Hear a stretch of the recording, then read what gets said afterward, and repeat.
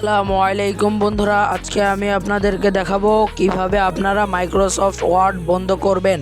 আমি আজকে আপনাদেরকে 3টা পদ্ধতি দেখাবো। আপনারা দেখতেই পাচ্ছেন আমাদের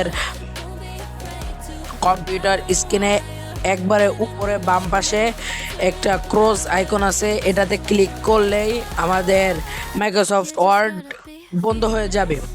এরপরে আমরা আমাদের দ্বিতীয় পদ্ধতি, সেটি হচ্ছে ফাইল অপশনে যাব। ফাইল থেকে আমরা একটু নিচের দিকে আসব, নিচের দিকে আমরা দেখতে পাবো ক্লোজ। এখানে যদি আমরা ক্লিক করি তাহলে এটা ক্লোজ হয়ে যাবে।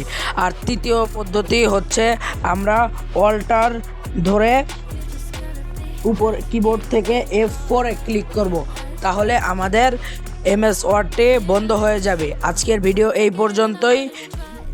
আজকের ভিডিওটি ভালো লাগলে সাবস্ক্রাইব করুন, লাইক দিন এবং পাশে থাকা বেল আইকনটি বাজিয়ে দিন। ধন্যবাদ। আসসালামু আলাইকুম ওয়া রাহমাতুল্লাহি ওয়া বারাকাতুহু।